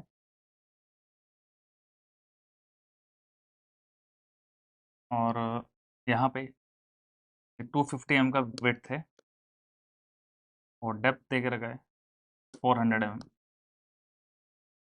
और यहाँ पर स्टील प्लेस है, यही फिगर है बस, दिस इज द फिगर। ठीक है, now what is the effective span of the beam as per code IS 456? तो देखिए हमें क्या पूछे, इफेक्टिव स्पैन। तो इफेक्टिव स्पैन क्या होगा? क्लियर स्पैन +1 सपोर्ट विड्थ, या फिर क्लियर स्पेन प्लस, और यहाँ पे फिगर में जो ये डेप्थ आपको दी है ना, ये इफेक्टिव डेप्थ है, ठीक है, सेंटर ऑफ रिइंफोर्समेंट तक ही दी है, तो clear Spain plus effective depth which ever is minimum. तो अगर हम सपोर्ट विथ, तो मुझे दिया ही नहीं है, दिया क्या, ओह दिया है 300 mm, तो ये कितना हो जाएगा 5000 mm। क्यों 5000, क्योंकि स्पेन 5 मीटर का दिया हुआ है, तो 5000 प्लस 300 इज इक्वल टू 5300। एक ऑप्शन तो ये हो गया पहला, और दूसरा ऑप्शन क्या हो सकता है, clear Spain plus effective depth, तो हो गया कितना 5400। ऑप्शन में दोनों है, लेकिन लेंगे किसको, मिनिमम वैल्यू को, minimum value, option A is correct. Next, a beam is designed for UDL posing compression in the supporting columns. What is the critical section for shear if D is the effective depth and LD is the development length? So it is a distance D from the face of the support.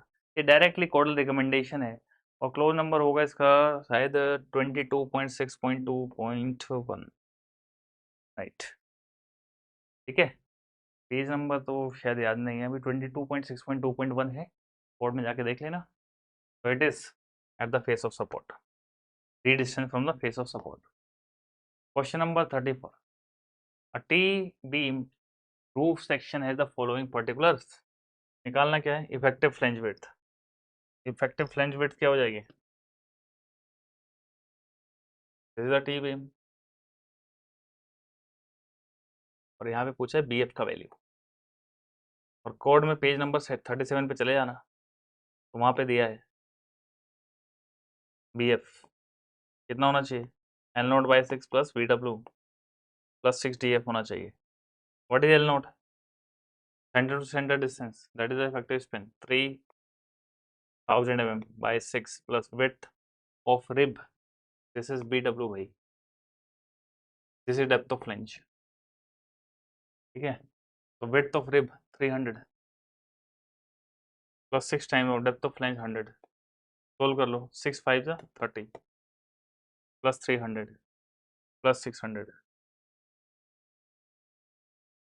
आगे L0/6 BW plus 6DF, 6 6 5 जा 30 500 plus 300 plus 600,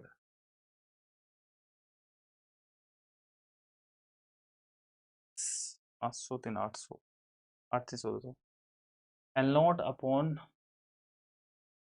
6, तो अच्छा ये मैंने गलती ले लिया, value 3000 नहीं 3600 है। Distance between point of contact flexor 3.6 दिया हुआ है, दैट इज द इफेक्टिव 3600/6, तो 600 and thickness of slab is 100, तो ये हो गया कितना 600 900, और 6 900 plus 600 1500, option D is correct, ठीक है। वहीं पे अगर ये एल बीम के लिए पूछ लेता आपसे, तो एल बीम के लिए इफेक्टिव विड्थ ऑफ फ्लैंज कितना हो जाता है, L0/12, L0/6W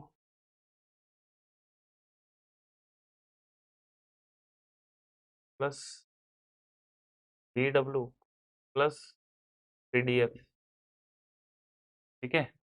और एक क्वेश्चन पूछता है आइसोलेटेड टी बीम्स के लिए, आइसोलेटेड टी बीम, तो आइसोलेटेड में फॉर्मूला क्या हो जाएगा,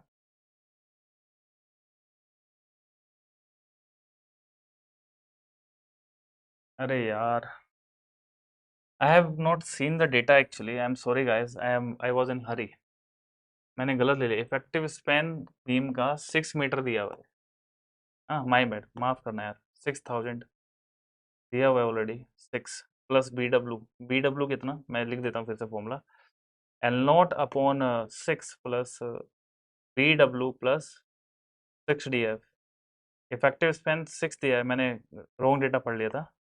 6000 बाई 6 प्लस 300 प्लस 6 इंटू 100। देखो रॉन्ग डेटा पढ़ा, और रॉन्ग डेटा पढ़ने से आंसर भी मैच हुआ। एग्जाम में भी ऐसा होगा, तो बहुत जल्दी हरी में नहीं रहना है। 1900 आ रहा है, ऑप्शन बी इज करेक्ट है ना।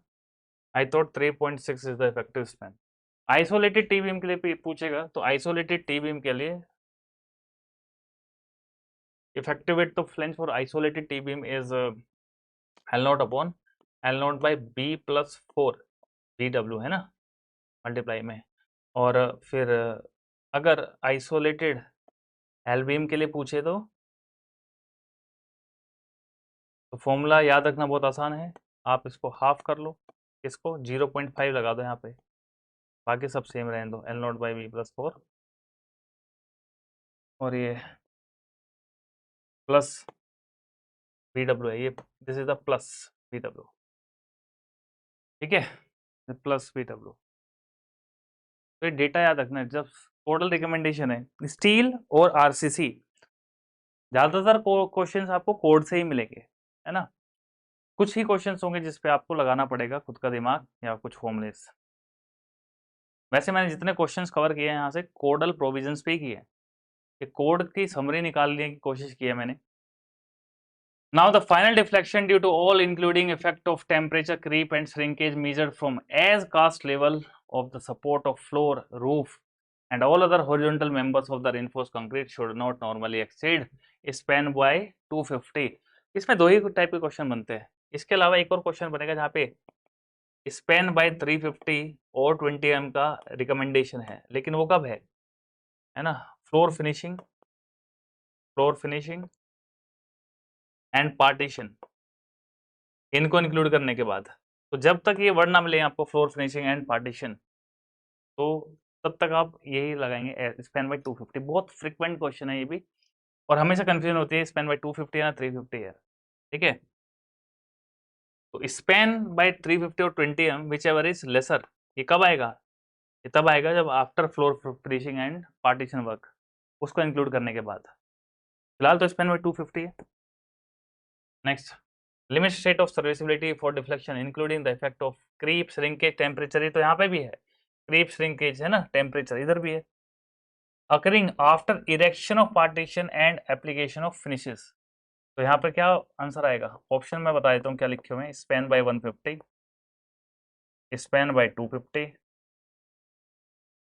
Spain by 200 and span by 350, that is the option. तो ये हो गया। और 20 mm ऑप्शन में नहीं था, अगर होता तो फिर और 20 mm which ever is minimum, that would be the answer, ठीक है।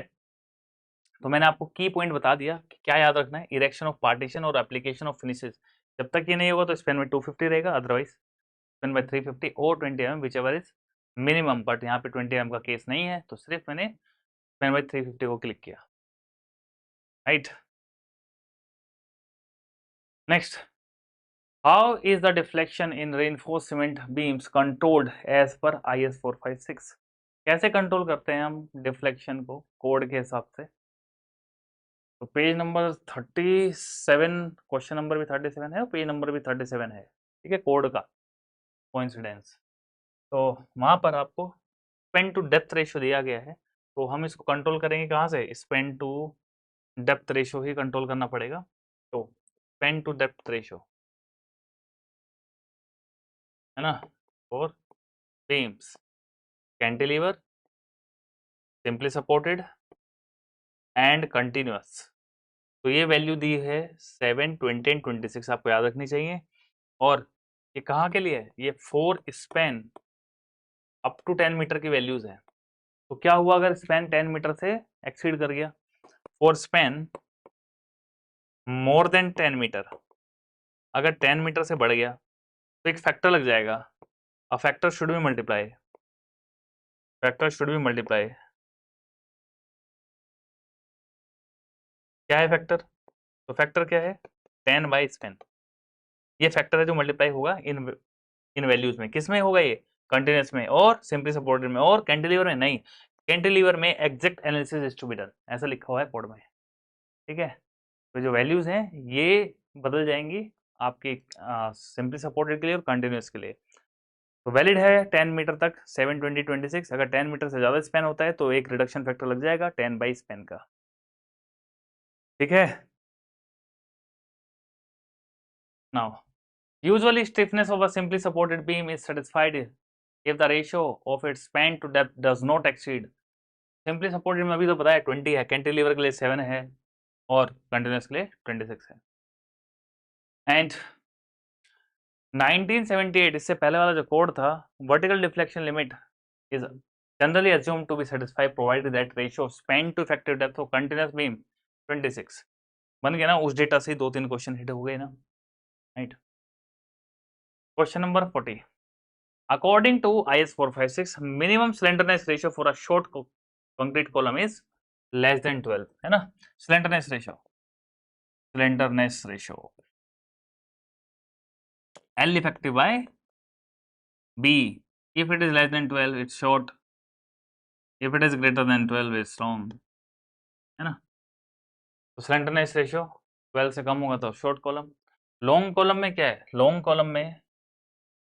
Column as high buckling tendency, तो बकलिंग में फेल ज्यादा होते हैं वो, है ना। और आपकी कॉलम रहेगा same cross section same material, तो शॉर्ट कॉलम की लोड कैरिंग कैपेसिटी ज्यादा होती है लॉन्ग कॉलम से, है ना। तो अगर लॉन्ग कॉलम होता है तो वहां पे एक रिडक्शन फैक्टर हम लगा सकते हैं WSM के थ्रू। LSM में तो हमें कर्व्स यूज करने पड़ते हैं, लेकिन WXM का अप्रोच क्या है कि अगर लॉन्ग कॉलम हुआ तो स्ट्रेंथ रिड्यूस कर देंगे, और रिड्यूस करने के लिए रिडक्शन फैक्टर एक लगता है, reduction factor CR, that is 1.25 minus L effective by 48B। ये एक फैक्टर इंट्रोड्यूस कर देते हैं। कहाँ करेंगे भाई, टोटल लोड कितना हो जाएगा, स्ट्रेस इनटू एरिया, तो sigma CC ACC sigma SC ASC, ये फॉर्मूला हो गया। तो यहीं पे CR लगा देंगे लॉन्ग कॉलम के लिए, शॉर्ट कॉलम होगा तो नहीं लगाएंगे। लेकिन यही वैल्यू अगर हम LSM से पढ़ें तो load carrying capacity of the column का फॉर्मूला क्या है, 0.4 FCK into area plus 67% of the yield strength into ASC, ये फॉर्मूला है। ठीक है। इसके अलावा एडिशनल इन्फॉर्मेशन क्या है कि भाई अगर आपने हेलिकल रेनफोर्समेंट दिया तो हेलिकल रेनफोर्समेंट देने से 5% स्ट्रेंथ इंक्रीज हो जाती है। अच्छा, तो अगर आपने हेलिकल रेनफोर्समेंट भी दिया तो यहाँ पे इसी में आप मॉडिफाई कर सकते हो, 1.05 से मल्टीप्लाई करनी पड़ेगी, CR भी होगा साथ में, sigma CC ACC sigma SC ASC, है ना। वहीं पर अगर शॉर्ट कॉलम हुआ तो CR नहीं आएगा, सिर्फ बाकी फॉर्मूला आएंगे। सेम अगर आप LSM से लिख रहे हो तो LSM में से लिख रहे हो 1.05, यहाँ पे मल्टीप्लाई करना पड़ेगा, कब, अगर हेलिकल रेनफोर्समेंट हुआ, बिकॉज हेलिकल रेनफोर्समेंट से आपकी लोड कैरिंग कैपेसिटी बढ़ जाती है कॉलम की। ठीक है, चलिए, तो ये तो रहेगा less than 12। In limit state design permissible bond stress in the case of deform bar. अच्छा, डिफॉर्म बार, तो इसको आप चले जाना, इसको पढ़ने के लिए कहाँ पे आपको ये मिलेगा, पेज नंबर 43 पे कोड के। ठीक है, क्योंकि 42 पे क्या दिया हुआ है, डेवलपमेंट लेंथ, ये पेज है, पेज नंबर कोड का। डेवलपमेंट लेंथ का फॉर्मूला, डेवलपमेंट लेंथ का फॉर्मूला है LD is equal to 4 times of क्या था, sigma S into 5 by 4 tau BD, ये फॉर्मूला दिया हुआ है, डेरिवेशन क्लास में परफॉर्म हो चुका है। सिग्मा S है ना, और ये किसके लिए है, this is for normal tension, है ना। अब ये तो जनरल फॉर्मूला है, इसको नहीं लिखते हम नॉर्मल टेंशन के लिए। यहाँ पे जो टाउ BD है, ये टाउ BD क्या है, ये है आपकी बॉन्ड स्ट्रेस। तो पेज नंबर 43 पे एक छोटा सा टेबल दिया है ऐसा, है ना, और बॉन्ड स्ट्रेस की वैल्यू दी है टाउ BD और ग्रेड के बेसिस पे। ठीक है, तो उल्टा लिख दिया मैंने, वो ग्रेड ऊपर था, टाउ BD नीचे, कोई बात नहीं। M20 25 30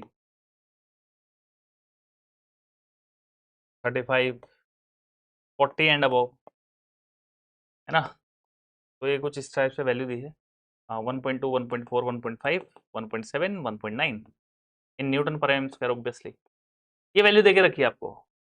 तो वहां पर नीचे में 2 नोट्स बना के लिखा हुआ है कोड में, I mean 2 notes are given that these above values is for only plain bars. ठीक है, यानी कि माइल्ड स्टील होगा तो ये वैल्यू लगेगी, लेकिन अगर H Y H D bar है, डिफॉर्म बार है, तो डिफॉर्म बार के लिए for H Y H D these our value shall be increase by 60%। Deform bar में ये वैल्यू 60% बढ़ जाएगी। क्यों बढ़ जाएगी? क्योंकि डिफॉर्म बार के ऊपर होती है कोरुगेशन रिब्स, और कोरुगेशन रिब्स अगर है तो वहां से आपकी इंटरलॉकिंग बढ़ेगी, फ्रिक्शन बढ़ेगा, फ्रिक्शन बढ़ेगा, बॉन्ड स्ट्रेस बढ़ेगा, है ना, क्योंकि ग्रिपिंग एक्शन ज्यादा स्ट्रॉन्ग होगा उन रिब्स की वजह से। तो एच वाई एच डी में ये वैल्यू 60% होती है।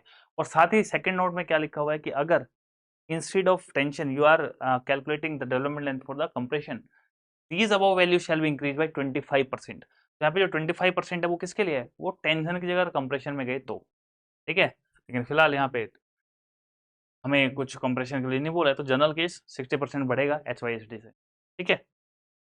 तो अगर इसी को मैं अगर मॉडिफाई करके लिखूं तो ये हो जाएगा सिग्मा एस फाइव बाय 60% बढ़ा दो तो 4 इंटू 1.6 हो जाएगा टाउ बी डी। तो कभी कभी ऑप्शंस में ऐसे भी मिलेंगे आपको, सिग्मा एस फाइव हो जाएगा और 16 4 64 तो 6.4 ऑफ टाउ बी डी, ऐसे करके भी देगा तो ये गलत नहीं है, क्योंकि यहाँ पे वो 60% का कंसिडरेशन कर लिया है ऑलरेडी, ठीक है।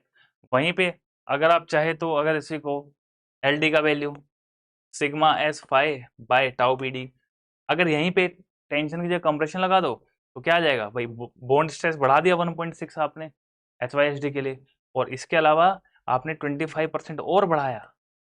और ये 25% क्यों बढ़ा रहे हैं आप?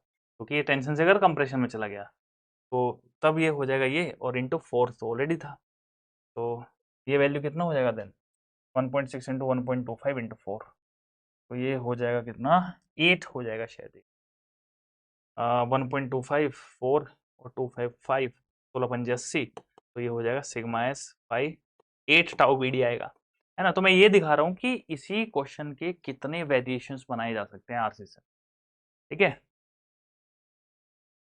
चलिए next question, in a reinforce concrete member the best way to ensure adequate bond is, अच्छा देखिए ये सारी चीजें आप तभी कर पाएंगे जब आपने, मतलब ये सारे के सारे तो रिकमेंडेशन है, लेकिन अगर आपने क्लास को ध्यान से पढ़ा होता तो आपको पता होता कि shear force by summation of O J D, ये एक रिलेशन ड्राइव कराया था हमने क्लास के अंदर, ठीक है। और यहां से क्या पता चलता है कि अगर आपका पेरीमीटर, ये बॉन्ड स्ट्रेस का वैल्यू था, तो अगर आपका पेरीमीटर बढ़ेगा तो आपका बॉन्ड स्ट्रेस कम होगा और स्ट्रेंथ बढ़ेगी। फिर तो अगर स्ट्रेंथ बढ़ रहेगी तो उसके लिए मुझे पेरीमीटर बढ़ाना पड़ेगा। पेरीमीटर बढ़ाने के लिए मुझे large number of smaller diameter bar चाहिए, क्योंकि मुझे पेरीमीटर इंक्रीज करनी है। क्योंकि पेरीमीटर इंक्रीज करेंगे, shear force perimeter into lever arm fix है, किसी बीम का डेप्थ फिक्स है, जो लोड आ रहा है वो फिक्स है, पेरीमीटर ही तो एक जो चेंज करेगा। तो उसके लिए मुझे पेरीमीटर बढ़ानी पड़ेगी, और पेरीमीटर बढ़ाने के लिए मुझे स्मॉल डायमीटर बार यूज करने पड़ेंगे, large in numbers. Option B will be correct, है ना। बहुत रिपीटेड क्वेश्चन है ये भी, question number 43, right. Question number 44, the development length of H Y H D is less than mild steel bars, obviously होगा ना, अभी तो हमने पढ़ा है ना, देखो एल डी। इसलिए मैं बोल रहा हूँ कि अगर हम आसपास की चीजें पढ़ रहे हैं तो गलत नहीं है वो, जितनी मैं एक्स्ट्रा डिटेल दे रहा हूँ गलत नहीं है, वो आपके लिए इंपॉर्टेंट है। अभी हमने देखा कि एच वाई एच डी आ गया, हाई यील्ड स्ट्रेंथ डिफॉर्म्स बार आ गए, तो डिफॉर्म बार के लिए 60% इंक्रीज हो जाएगा। अगर इंक्रीज हो जाएगा तो four sigma S five 4 tau B D, ये तो नॉर्मल फॉर्मूला है, क्या करेंगे इसमें 1.6 डिवाइड कर दिया, एल डी क्या हो जाएगा, कम हो जाएगा ना। पहले 4 टाउ बी डी है, एच वाई एच डी के लिए फॉर्मूला बन जा रहा है 6.4 टाउ बी डी, तो डेवलपमेंट लेंथ तो कम होगी ना, हाँ कम तो होगी, ये बात तो ठीक है। असर्शन ए, ये स्टेटमेंट इज राइट। रीजन क्या बता रहे हैं, the permissible bond stress of H Y H D is more than the mild steel bar, सही है, ज्यादा है, इसीलिए तो बॉन्ड स्ट्रेस की वैल्यू बढ़ा रहा हूं मैं। तो ए सही बोल रहा है और रीजनिंग उसको सही से एक्सप्लेन भी कर रहा है, that mean statement A is correct and statement B, या जो रीजन है that is the correct explanation of the statement A. तो बोथ ए एंड आर सही हैं, and R is the correct explanation of assertion. Option A is correct here. Question number 45. When HYSD bars are used in place of mild steel bars in beam, bond strength क्या करेगी? ये कोई पूछने वाली बात है क्या अब इतने डिस्कशन के बाद? बॉन्ड स्ट्रेंथ बढ़ जाएगी. Question number 46. ऑप्शन दिखा देता हूँ मैं क्या लिखा हुआ है. FS by 4.5 TBD, FS 6.4 TBD, FS 5 TBD and FS 8 TBD. ये ऑप्शन है. क्वेश्चन क्या है? Which one of the following is the correct expression to estimate the development length of deformed reinforcing bar? अब deformed है तो यानी कि HYSD बार की बात कर रहा है और HYSD बार की बात अगर कर रहा है, ऑप्शन क्या होना चाहिए इसका करेक्ट? बताइए.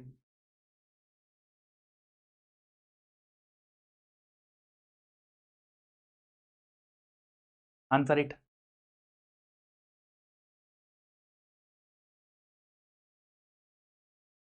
6.4 आ जाएगा क्या 1.6 से मल्टीप्लाई करके? हाँ बोलिए.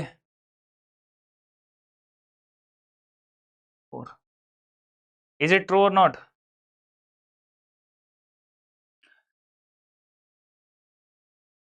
ठीक है. Now, what is the bond stress acting parallel to the reinforcement on the interface between bar and concrete? ये आपका सपोर्ट हो गया भाई. और इसके अंदर ये रही बार. दिस इज द reinforcing बार. तो जब यहाँ पे टेंशन फोर्स लगेगा तो दिस इज द कंक्रीट. तो क्या स्लिप करेगा और स्लिप करने से स्ट्रेस आएगा पैरेलल डायरेक्शन में. ये क्या है? ये स्ट्रेस है. तो ऑप्शन ए इज करेक्ट. ये स्ट्रेस होगा. ठीक है. Question number 48. What is the anchorage value of standard hook of a reinforcing bar of diameter D? अब हुक वाले क्वेश्चन है. ये है आपके बॉन्ड से, शेयर एंड बॉन्ड चैप्टर से. तो we have to know that for every 45 degree bent, 4 times of diameter is the length of anchorage. तो जब हुक बनाएंगे तो हुक का मतलब क्या है? ये बनेगा हुक आपका. This is the hook. तो ये लेंथ कितनी होनी चाहिए यहां से लेके ये?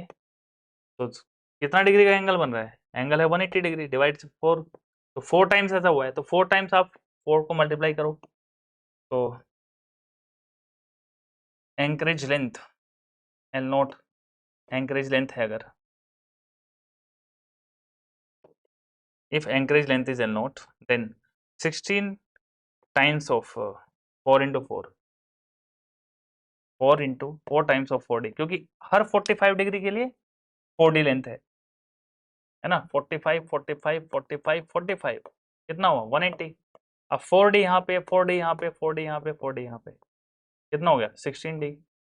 सिंपल. ठीक है. Option D is correct. Audit.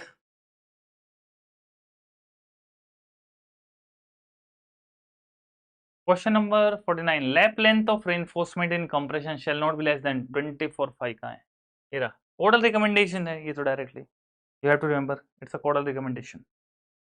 It's a codal recommendation. ठीक है. Question number 50. The cover of longitudinal reinforcement bar in a beam subjected to sea spray should not be less than which one of the following? तो मैं आपको यहाँ पे बता दूं कि एक्सपोजर कंडीशन के बेसिस पे देखना पड़ेगा. तो एक्सपोजर कंडीशन क्या है? Mild, moderate, severe, very severe and extreme.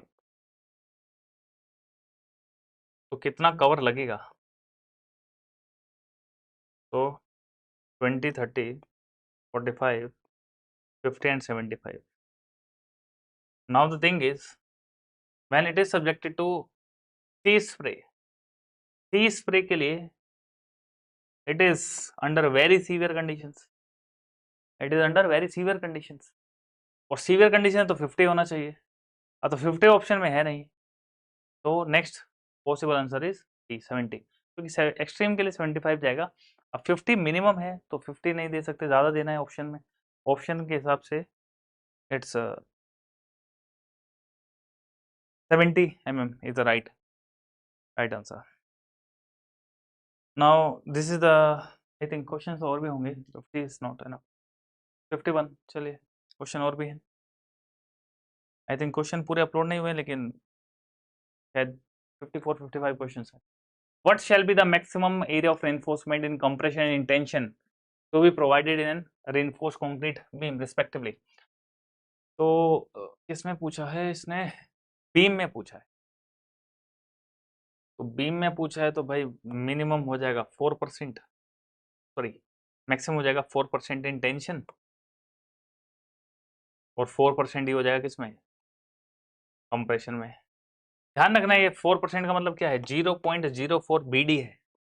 Option में कभी कभी 0.04 B स्मॉल डी दे देगा, तो ये गलत हो जाएगा। क्यों? क्योंकि ग्रॉस एरिया पे लगता है percentage of steel, gross area पे लगता है, इफेक्टिव पे नहीं लगता है, तो स्मॉल बी कैपिटल डी ही होगा तभी राइट होगा, ठीक है।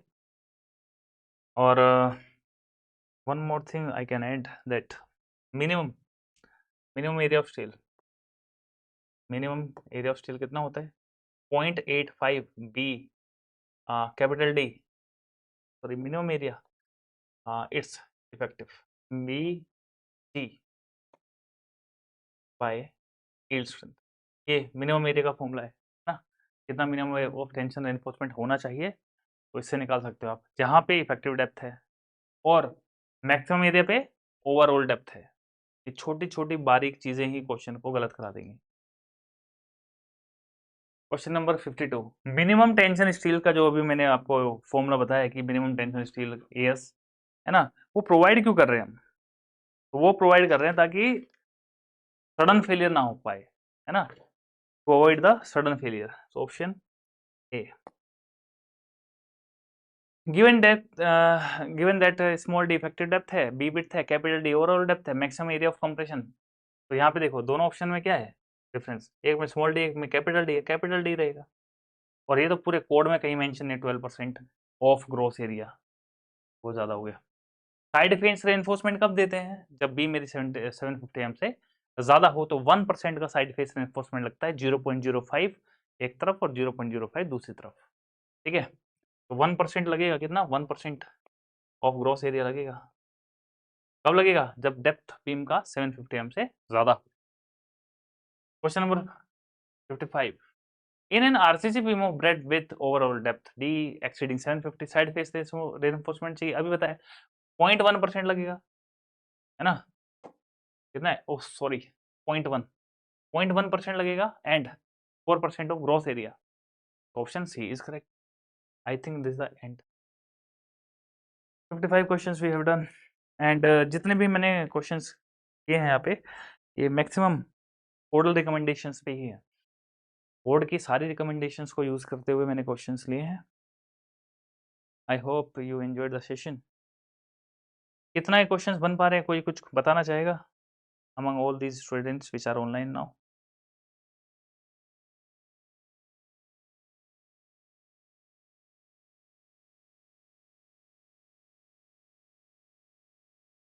some more questions are there, वो कल मॉर्निंग में देखते हैं, ज़्यादा लंबा सेशन नहीं होगा, मैक्सिमम 1 आवर सेशन, बचे हुए क्वेश्चंस पे हो जाएंगे, ठीक है। That's all for today. कुछ कहना चाहता है कोई, कुछ पूछना चाहता है?